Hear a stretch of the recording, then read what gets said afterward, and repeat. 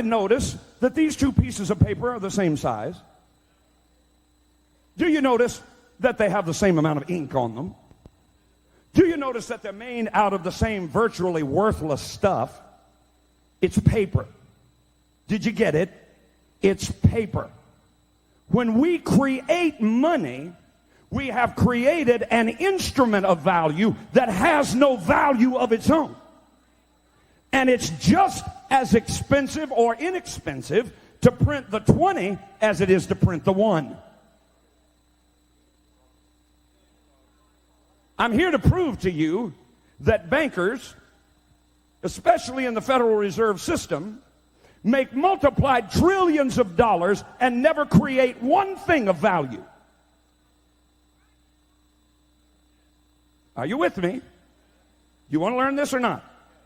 Are you sure? An automaker might make 1 or 2% profit. A builder might make 10% profit. But the printers of money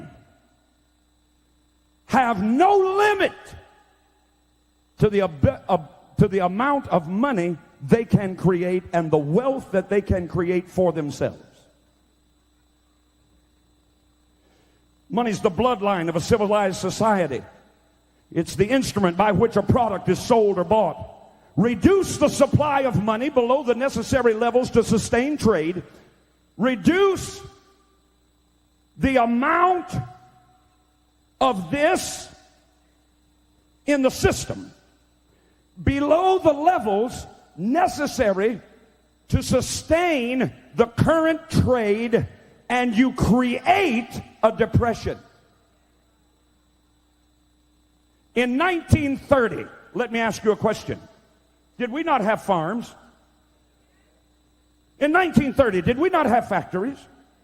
Did we have the greatest roadway system in the world at that time? Yes. Did we have the greatest communication system in the world at that time? Yes. Did we have the greatest opportunity of trade with oceans on both sides and water systems like the Mississippi River running through the width and breadth of this nation? Did we have ability to move our goods and services? Yes. Did we have transportation and roadways? Yes. What did we not? Did we lack workers? Then what happened? I'll tell you what happened. The bankers decided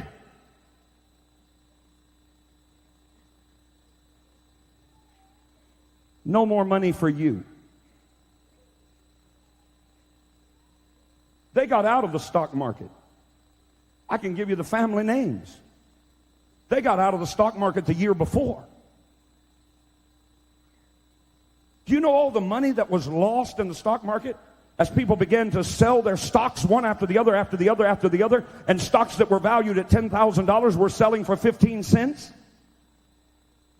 And then they had to make a run on the bank because the banks, the stock market had said, oh, I'll tell you what you can do. You can borrow on margin. In other words, you can buy, the economy's really good here in the late 20s. Here's what you can do. You can borrow on margin for stocks. You can buy a stock at $100 worth of stock. You can buy it for $10, and we'll lend you the other money to buy the stock, and the stock is skyrocketing, so you stand to make a great profit. What they didn't tell the American people, and what you still don't know today, is that when they did that, they also put into that legislation that they would have a 24-hour recall. In other words, however much stock you bought, it would make a lot of money, but they could call that stock in, and you would be required not only to pay for the stock, but to pay for what you borrowed at interest from them. In other words, now you got to pay the $100 that they loaned you, but they're the ones that are calling it in. So when they called it in, you didn't have the money to pay for it, so you ran to the bank.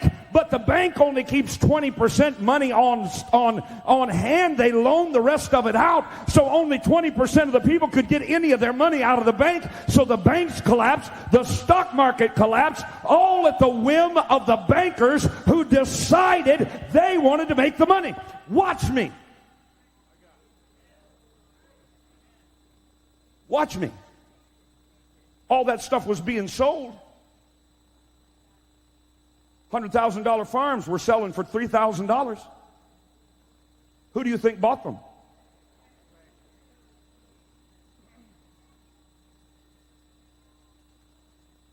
are you looking at me funny? You know what you're looking at? You're looking like sheep that have been led to the slaughter and didn't know it. I'm going to continue. Can I continue? We didn't lack industrial capability. If you don't believe me, I just told you what started the Great Depression. Let me tell you what ended it. World War II. And all of a sudden, the same banks that said no money for farms, no money for food, put people in soup lines, no money for commerce, no money for railroads, no money for roads, no money, no money. All of a sudden said, war? And all of a sudden, factories that were closed down began to work 3 shifts. Where'd the money come from? The same pockets that refused to give it before. Because they decide when it will be printed, how much will be printed, and how much usury or interest will be paid. Not the federal government. The federal government has no say in it, as I will prove to you. Say, debt is a devil. By the simple manipulation of a few wealthy bankers, World War II ended the Great Depression.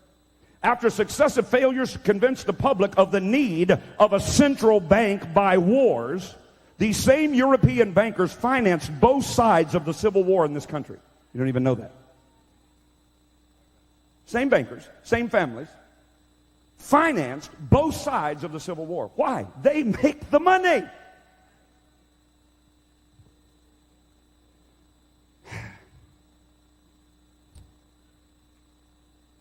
After they couldn't get the American people to swallow the lie of a central bank by creating war, they decided they would artificially create, listen to me, recessions, depressions, inflations, and panics. Since only a small amount of deposits are stored at the bank, about 20%, the other 80% is out on loan with security of property and your promise to pay it back. A simple rumor of a bank's insolvency would make a run on that bank. Everybody would get nervous, go pull their money out of the bank, and that bank would collapse. And then the international bankers who started the rumor in the first place would look like prophets. P-R-O-P-H-E-T-S, prophet.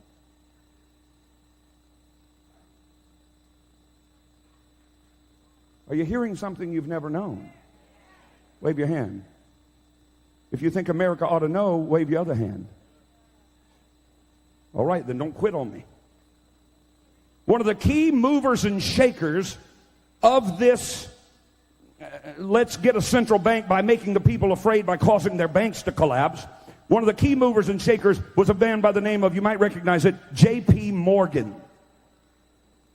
His father was an agent for the wealthy, you might know this name, Rothschild family.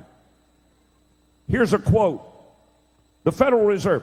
In 1869, J.P. Morgan went to London and reached an agreement for a company known as the Northern Securities that was intended to act as the international bank, as the agent for the Rothschild Company in the United States. The first major panic created by the international bankers occurred in 1893 when local bankers from around the nation were told to call in all their loans. Told by who? By these wealthy bankers.